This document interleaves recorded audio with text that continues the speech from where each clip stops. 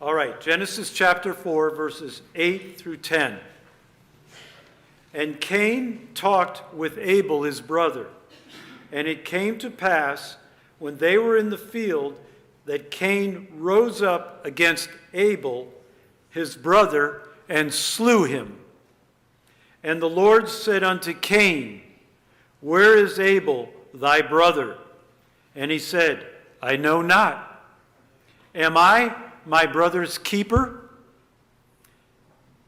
And he said, What hast thou done?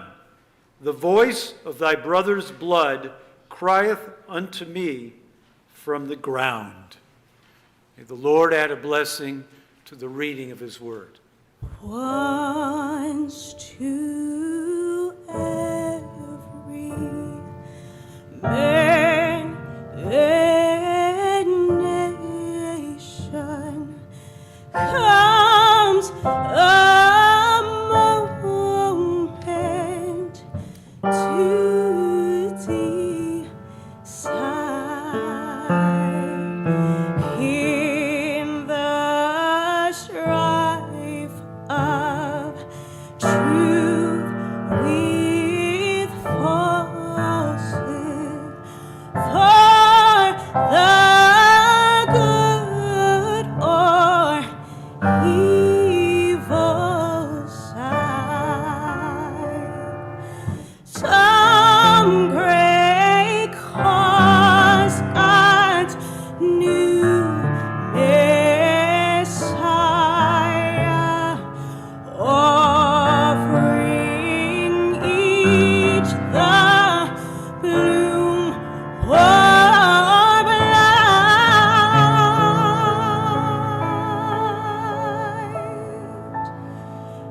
In the choice goes by forever, twixt that darkness and that light. By the light of burning martyrs, Christ, thy bleeding feet we track, toiling up new Calvary's effort, with the cross that turns not back. New occasions teach new duties. Time makes ancient good uncool.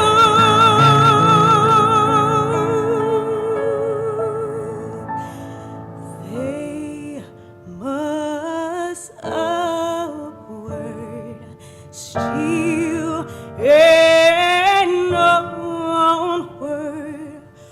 Who would keep abreast of truth?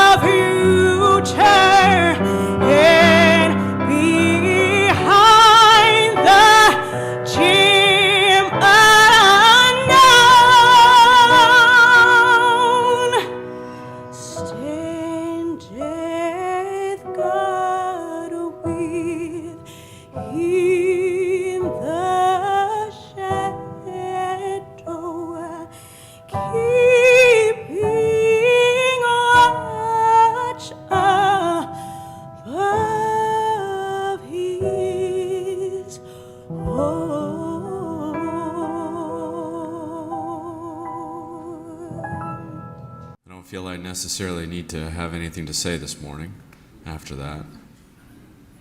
Thank you.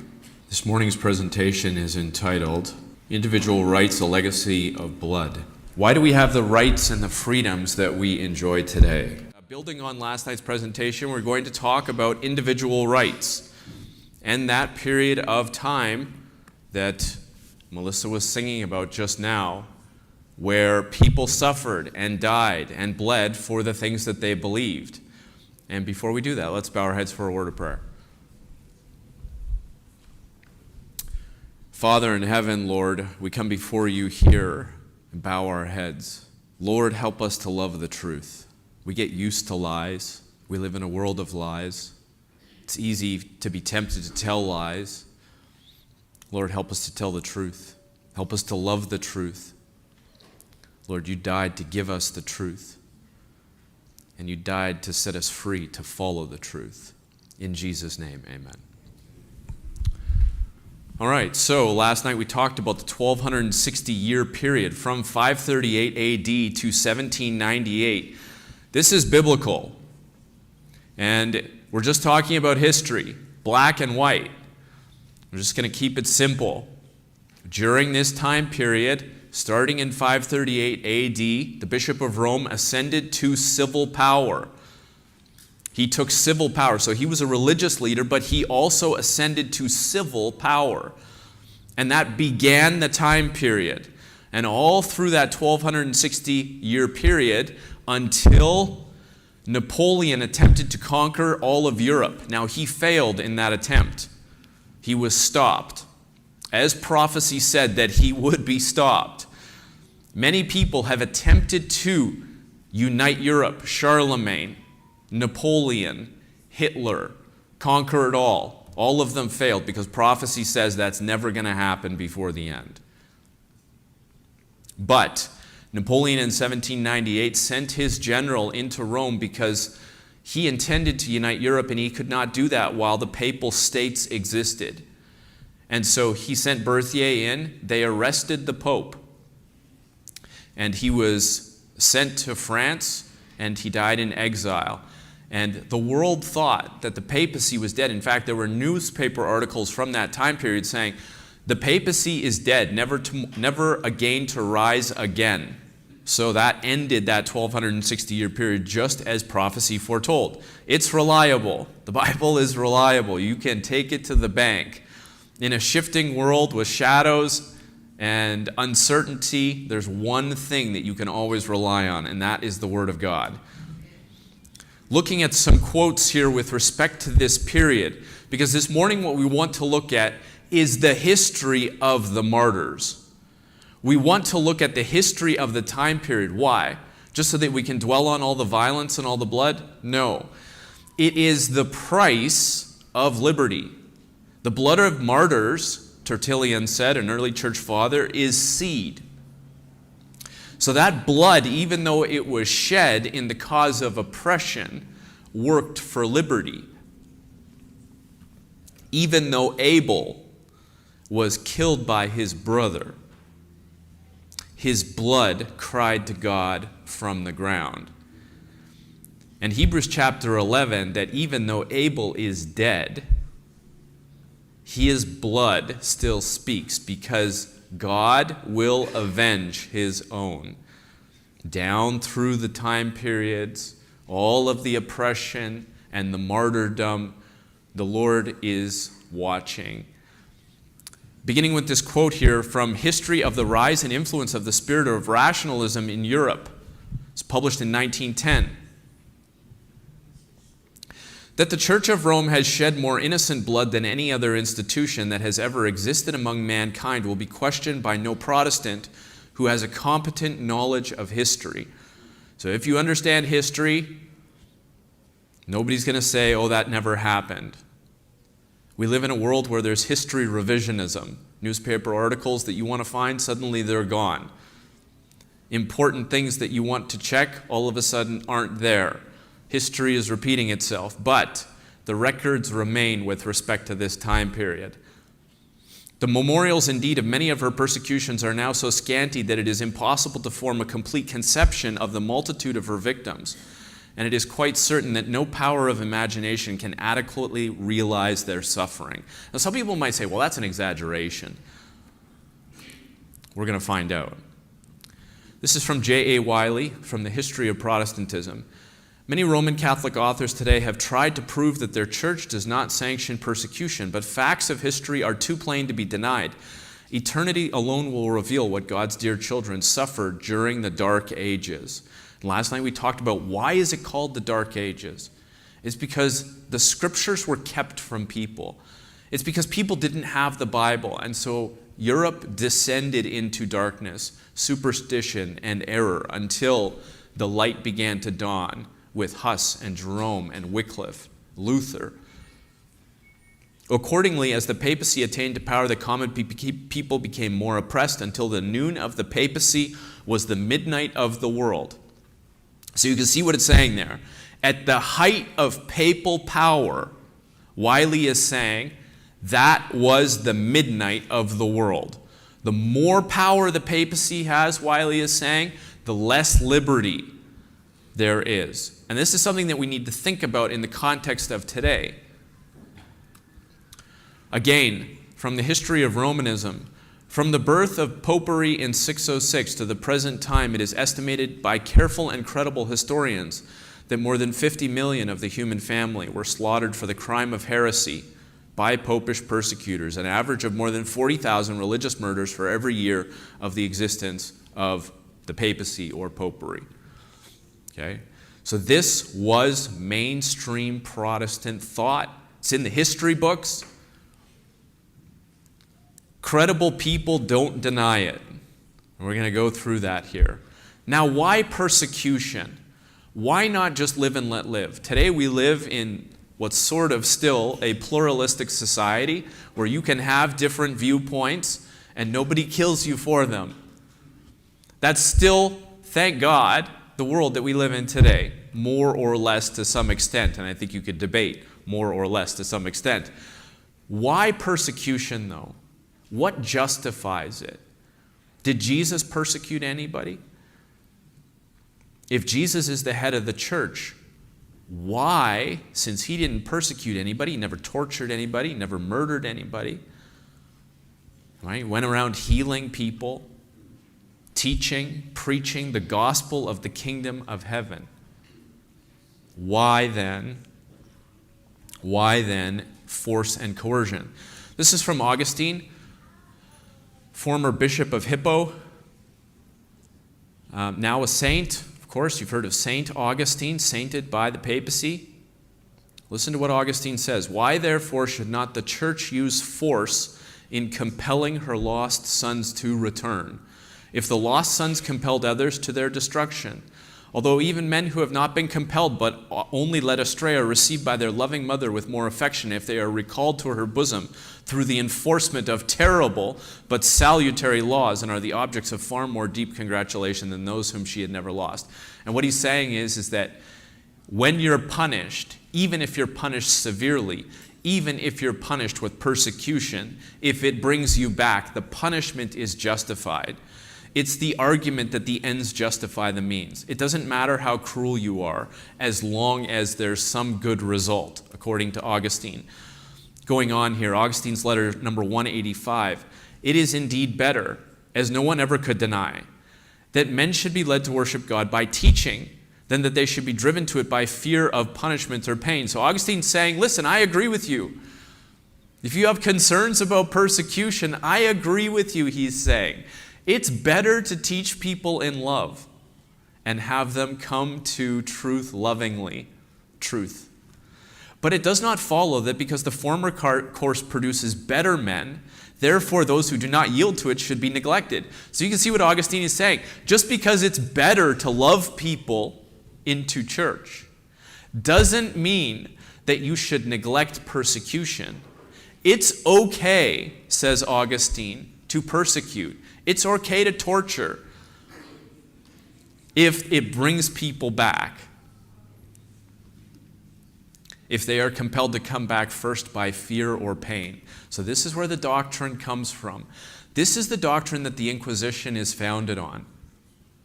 Okay, you've heard of the Inquisition. If you haven't heard of the Inquisition, you need to study the Inquisition because that is a human fact. It's a historical fact. Went for centuries. Spain, Portugal, France, the Netherlands. We'll come to that momentarily here. Thomas Aquinas, another saint.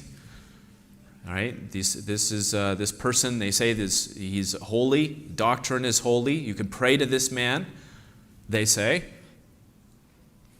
If counterfeiters of money or other criminals are justly delivered over to death forthwith by the secular authorities, much more can heretics, after they are convicted of heresy, be not only forthwith excommunicated, but as surely be put to death. So if you commit somebody to death because they counterfeit money, you're obviously justified in killing somebody because they're a heretic. And what is heresy? It means that you believe something contrary to the dogma and the orthodoxy of Rome. If you have beliefs that are based on the Bible, not on the teachings of the Pope, you are a heretic. And heretics are justifiably put to death, according to the teaching of the Church Fathers. This is from the Western Watchman, official organ of Father Phelan, 1908. The Church has persecuted. Only a tyro in church history will deny that. Protestants were persecuted in France and Spain with the full approval of the church authorities. So notice what's happening. Who's doing the persecuting ultimately? The church pronounced them a heretic, and then the state carries out the punishment. So you have a church-state combination. We have always defended the persecution of the Huguenots and the Spanish Inquisition. Pope Gregory IX made the following decree for the destruction of all heretics. He issued a ruling. It's quite lengthy. We're not going to read it all. But basically, he tells civil rulers, you have got to get rid of heretics in your country. You are to take every step necessary to exterminate people who do not believe like you. You think, well, how could this have happened? But this is the world that existed for over 1,000 years. And the world that you live in right now comes out of this history of oppression. And we forget that. We take our rights for granted. You talk to kids today, and you say to them, do you know that there was a time when there was no such thing as cell phones? And they're like, nah, we don't believe that. There was such a time when there was no such thing as cell phones. There was such a time as there was no such thing as a constitution. You didn't have inalienable rights. Your rights came from the state, and they could be taken away by the state just as easily. That is where the rights that we have come from. It comes out of a history of bloodshed and oppression. Millions dead for their faith. That is why you have freedom of speech today. That is why you have freedom of religion today. That's why we as Americans have these rights codified in the Constitution, and people take them for granted. Lord, have mercy on us. We have no idea. Many Americans have never been outside the confines of this country. You go to some of these countries, over in China, they have social credit systems. You can't get on a bus or book a hotel or get on a flight if you have a low social credit score because you have said something the state doesn't like. Over 1 billion people live like that. We take our liberties for granted, and they are fragile. They are fragile, friends. Upon February 16, 1568, a sentence of the Holy Office of the Inquisition condemned all the inhabitants of the Netherlands to death as heretics. Everybody. A proclamation of the king dated 10 days later confirmed this decree of the Inquisition and ordered it to be carried into instant execution. This is probably the most concise death warrant that was ever framed, and that's because of Protestantism. You've heard of Orange Men. That was the whole Protestant thing in the Netherlands. And there was war on those people. As I said last night, this book here, Fox's Book of Martyrs, used to be required reading for every American patriot. It was on the shelves of the people who built the cabins and the homesteads of this country. And now nobody's ever heard of it. We forget our history. We forget the truth of what happened in the past. And because of that, that means we are doomed to what? Repeat it. And it's coming, friends. It's coming. More about the history. In 1572, there was a conspiracy. At this point in time, 10% approximately, maybe less, of France was Huguenot, French Protestant. And there was a conspiracy to eradicate them. And in 1572, the order was given to kill the French Protestants in Paris. And there was a massacre that ensued. And, people have tried to gloss over what happened historically because it was centuries ago. But what does God say? The voice of your brother's blood cries to me from the grave. He does not forget.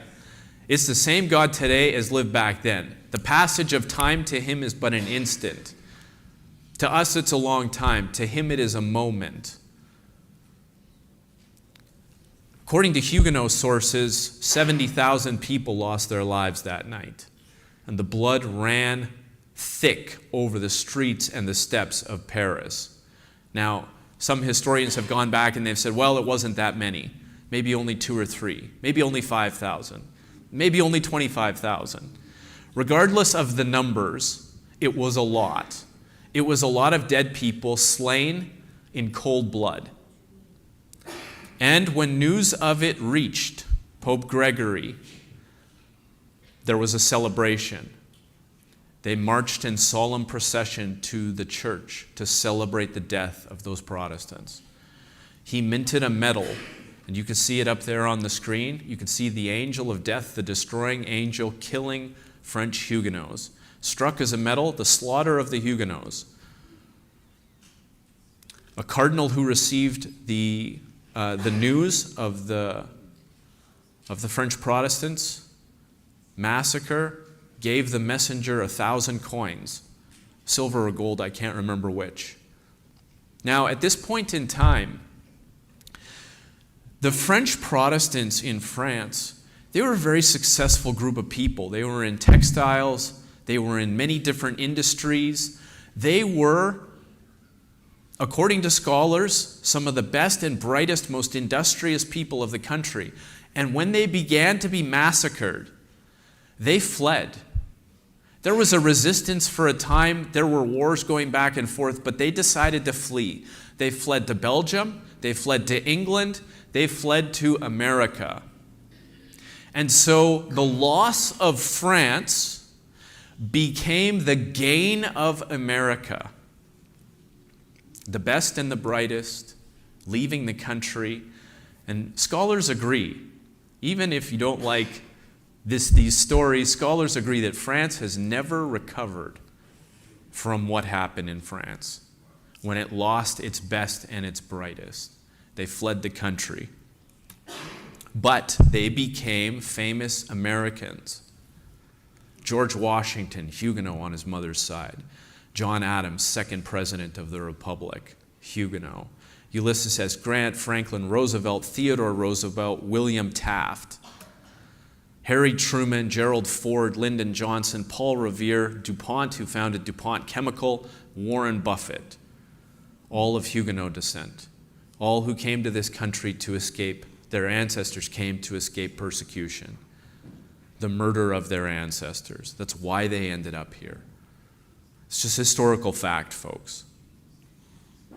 It's also historical fact, and we're going to talk about this extensively this week, that the founders of this country were not followers of Augustine.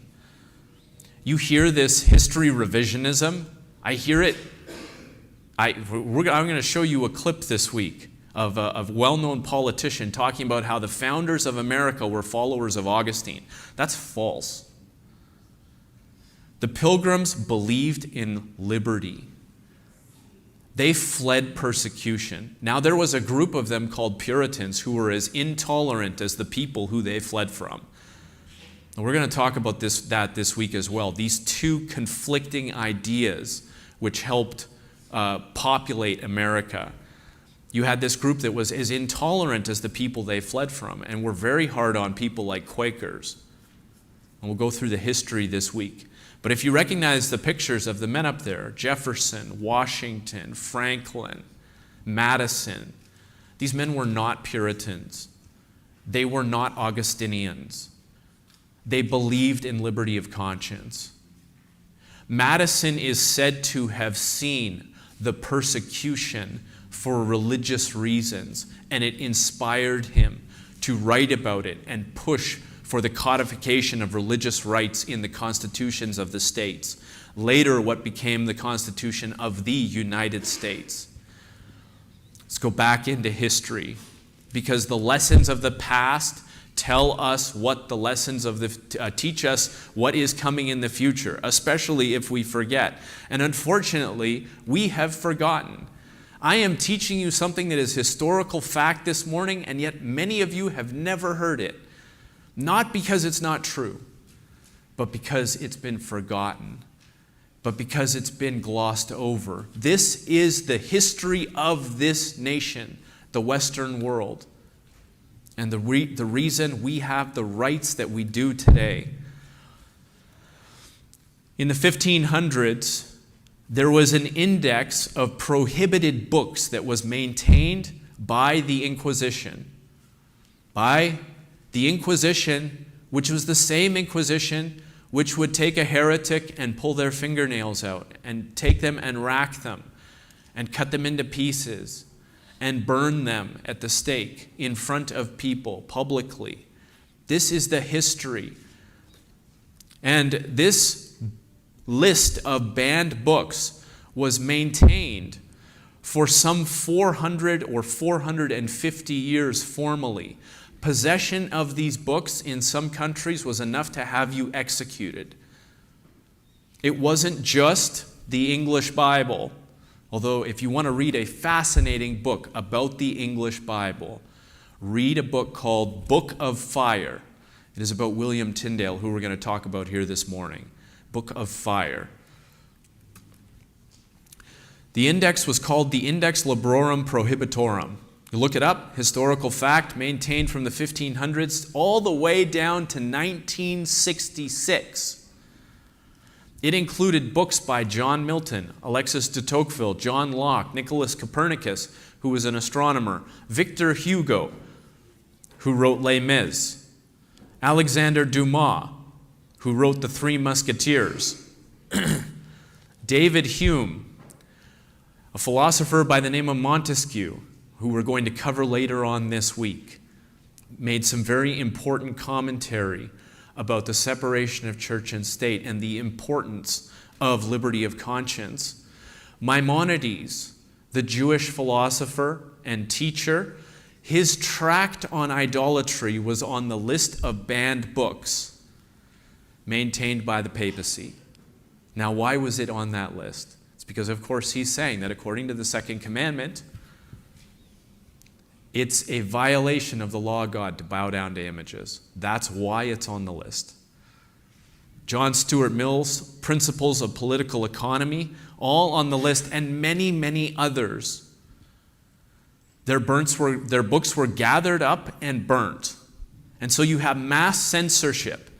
And friends, I want to tell you, this is a very important point for our day. I'm not up here for my health, telling you cunningly devised fables. The rights of this country come out of a history of bloodshed and censorship.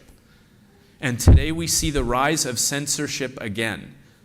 Censorship is all around us.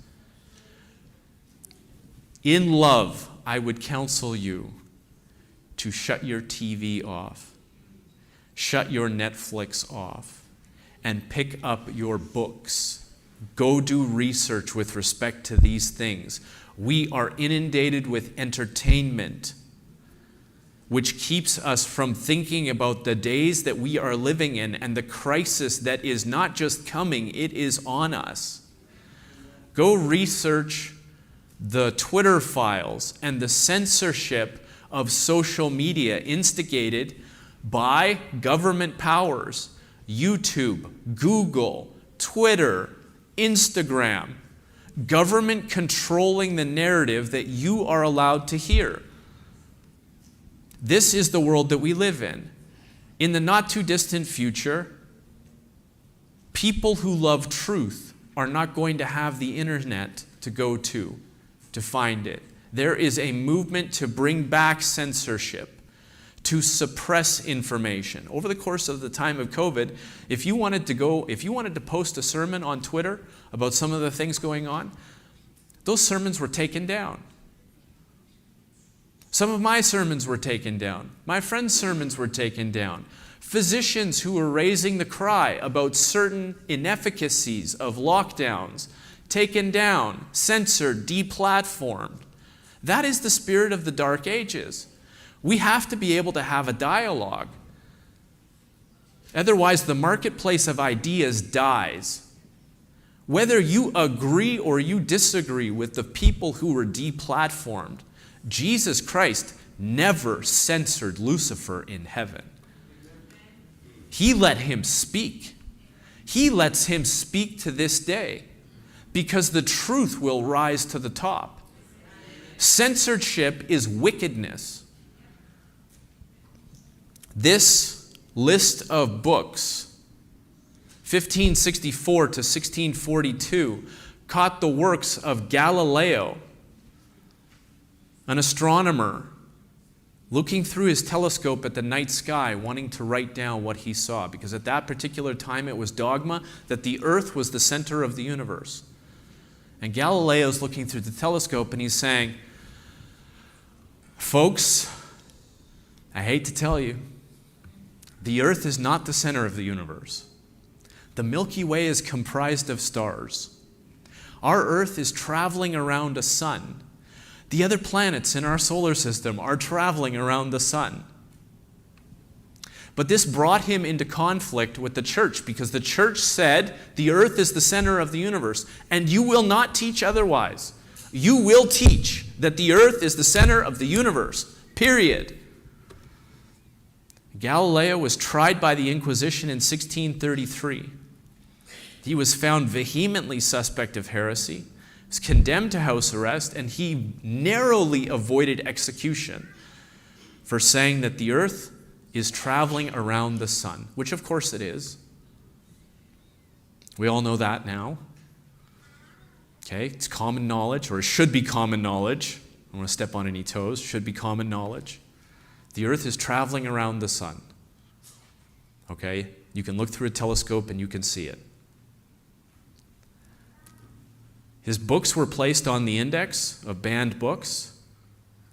Heliocentric books, that's the idea that the earth is traveling around the sun, were banned.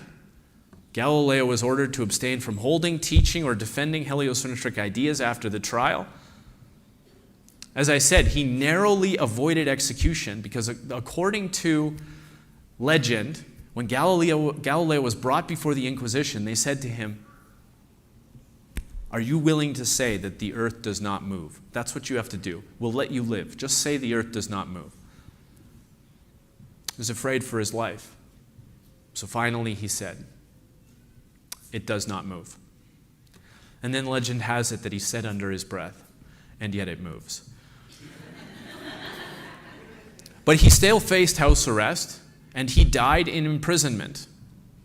In 1610, he wrote a letter to Johannes Kepler, "My dear Kepler." Now just listen to these words. These are the words of a man who paid the price, eventually, for truth. Just listen to the conflict. This conflict has lessons for us today. Listen to what he says to Kepler. "I wish that we might laugh at the remarkable stupidity of the common herd. What do you have to say about the principal philosophers of this academy who are filled with the stubbornness of an asp," that's a snake, "and do not want to look at either the planets, the moon, or the telescope, even though I have freely and deliberately offered them the opportunity 1,000 times? Truly, just as the asp stops its ears, so do these philosophers shut their eyes to the light of truth." So what is Galileo saying? He's saying the philosophers of the day hate me. They want to censor me. They want to deplatform me. They report me to the Pope and the Inquisition. I'm in trouble because of what I say. I'm saying to them, look through the telescope. No. We're not looking. No, look, here is the telescope. It's right here. Look at you can see the stars. Look through the telescope. No. No. We're not looking. We prefer ignorance and superstition to truth. Is that similar to our day and age? Have mercy. Here are the prophecies of the Bible, Daniel and Revelation. I have friends. I talk to them. Somebody said to me the other day, "You have friends?" Ha, ha, ha. Yeah, I have friends. I have friends. I talk to them. And I tell them, listen, does your church study Daniel and Revelation? No. Those books are closed books. Those books are closed books. Or, well, I just accept what my pastor says about them. Well, have you read them yourself? No, I haven't read them. Well, they're in the Bible. Don't you think it's important? Well, we just teach the New Testament. Have you studied the book of Revelation? It's in the New Testament. No, we don't study that. Why? It's a closed book. Have mercy. Look through the telescope. Have a look for yourself. It's your responsibility. Look through the telescope. It's right there. It tells you what truth is. It tells you what is going to come to pass. It tells you that the dark ages are going to be repeated. And we are on the verge of that crisis today. And instead we're watching Netflix. It's interesting that there were notable books that were not censored by the Inquisition. Notable books that were not censored. Charles Darwin, On the Origin of Species by Means of Natural Selection. A lot of people stop at that title. Okay? Charles Darwin was an advocate for eugenics. He was a racist. Charles Darwin's full title of his book is On the Origin of Species by Means of Natural Selection, or the Preservation of Favored Races in the Struggle for Life. Stalin justified his eugenics positions on Darwin. So did Hitler. So does Mao. You really only have two choices. And this is the thing about this time period that we live in. There are only two choices. And the herd, listen, don't let me step on any toes. As far as Galileo says, I wish we could laugh at the common stupidity of the herd because they refuse to look through the telescope. Jesus says that Adam and Eve are real people. He says Noah is a real person. If you want to call yourself a Christian, you have to accept what Jesus Christ says. He's not a liar. Jesus says there was a creation. Jesus says he created male and female. These are truths according to the scriptures. The other side of the coin is Darwin. Another book that was not censored was the Communist Manifesto. So you're going to censor Galileo, but not Karl Marx. Why? We're going to talk about that this week. Why? Adolf Hitler's Mein Kampf, not censored. It was allowed. Never made it onto the list of books that were banned. Why? We're going to talk about some of these things this week. This man here is one of the greatest men in the last 600 years. And nobody has ever heard of him these days. This is the man. If you pick up a King James version of the Bible, we're going to come to that in a moment. He didn't translate the King James version, but we're going to come to his input and stamp on it. This is William Tyndale. He probably has gray hair in his beard because he was old before his time. He's much younger than I am now. He died at 42 years of age. He was strangled and burnt at the stake. Well, you think, well, he must have been a really bad man. I mean, what do we do? Who do we strangle and then burn these days? There he is, 42 years of age, burnt at the stake. He spoke at least 11 languages. He applied for permission from England to translate the Bible into the English language. This was what his dream was. Legend says that he had a debate with a priest, and they were talking about the need for the scriptures in the common tongue. And the priest said, we'd be better off without the Bible than without the words of the Pope. William Tyndale, legend says that he said, I defy the Pope.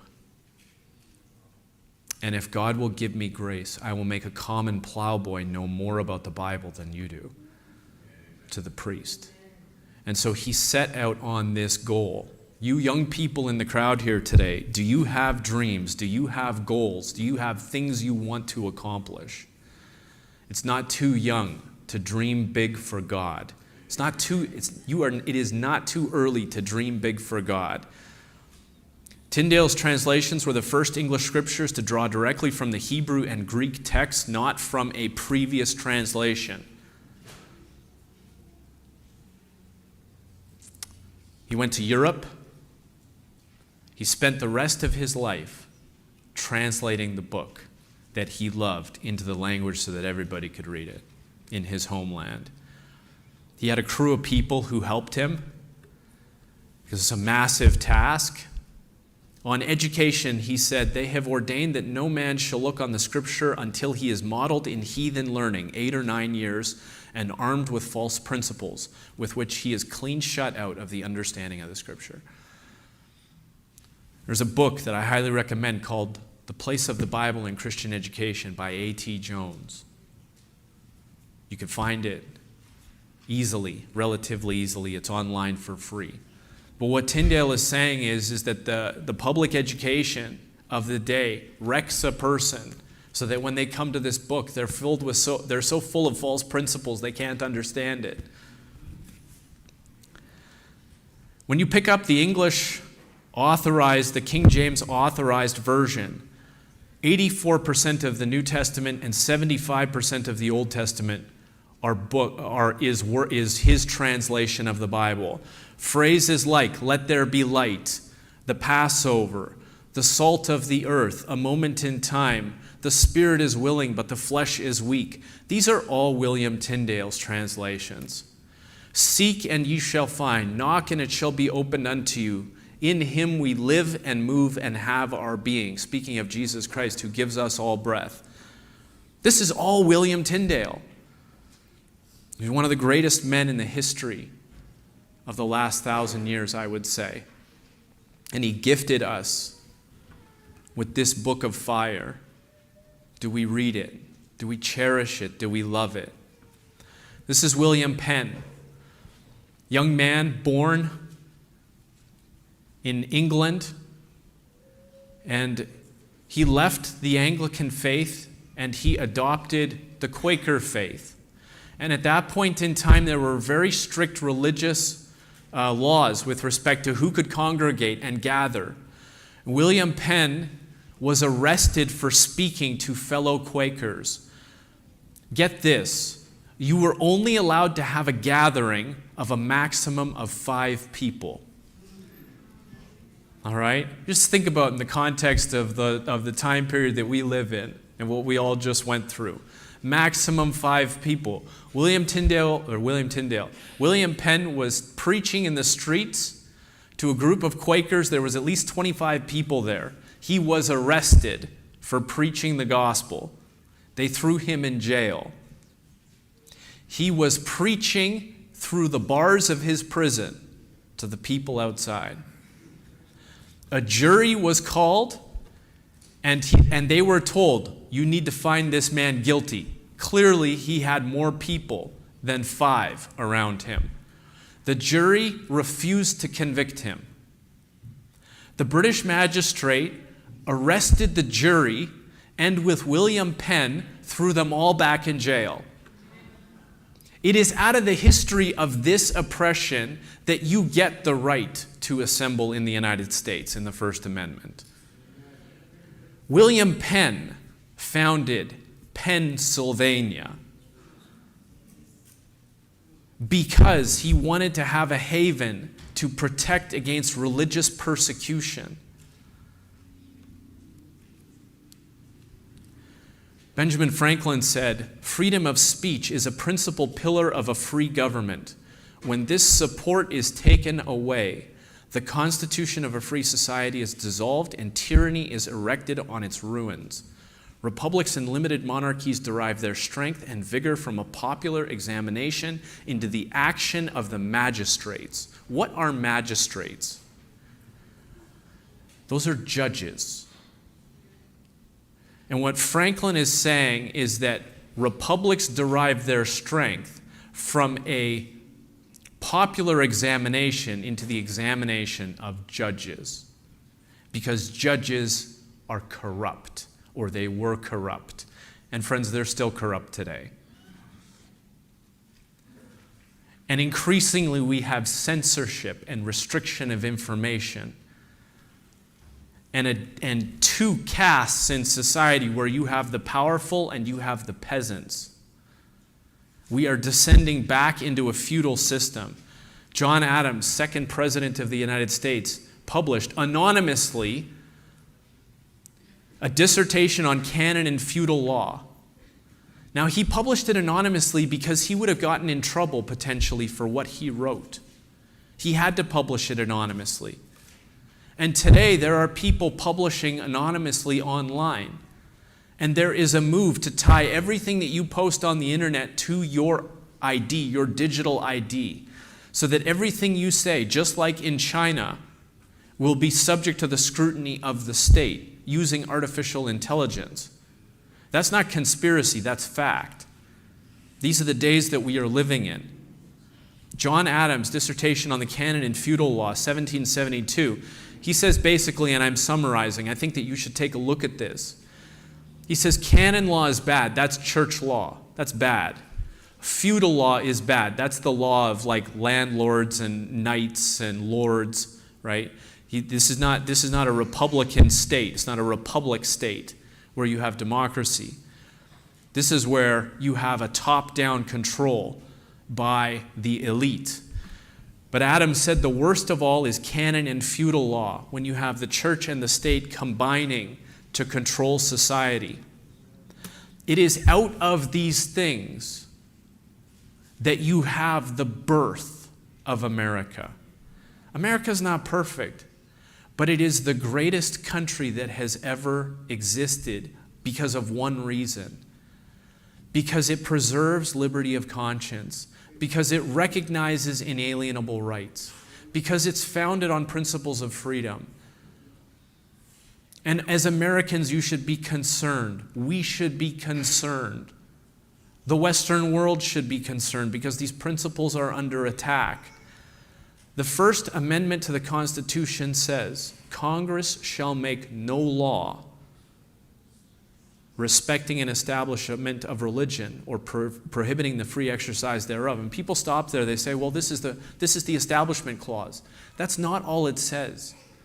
Yes, it is in favor of a separation between church and state. Yes, it is. Despite what the naysayers today, the reason we know that that's the case is because William Penn was thrown in jail for preaching. He was not in favor of having religious zealots run the government, be they religious zealots of the left or the right. Madison wasn't either. Jefferson wasn't either. Washington wasn't either. But the First Amendment says more than this. It says no law shall be passed by Congress abridging the freedom of speech. So Congress cannot interfere with freedom of speech. That's why you have government elites commanding YouTube to take down content. They can't do it through Congress, or they shouldn't be able to do it through Congress. When a memo or an email gets sent from the White House to Google or to Twitter, it's being sent as a runaround, as an attempted runaround around the Constitution.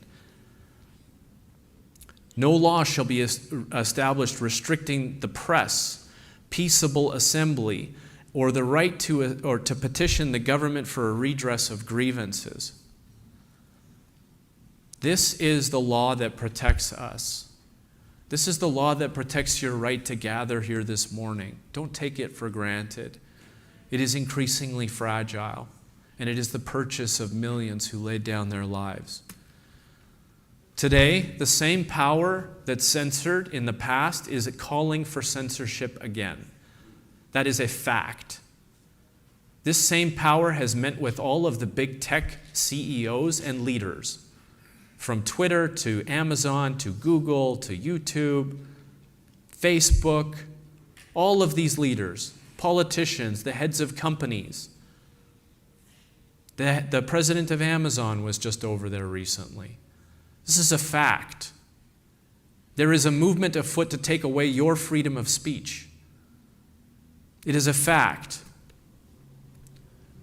Pope Francis implores public broadcasters to serve the common good and combat fake news. Serve the common good by restricting misinformation. It's the same thing that was happening in the Dark Ages. Galileo was accused of misinformation. That's how they censored him. Society has not changed. There are calls from prominent politicians demanding criminal charges for Americans engaged in propaganda. Is that this is the movement of the day. There's a movement for digital IDs. Here's a UN demand for global guidelines on internet speech to silence the insects thriving in the dark. And the insects are the same, that's a pejorative for the same type of people who love truth. Now, is there misinformation on the internet? Yes, and lots of it comes from the government.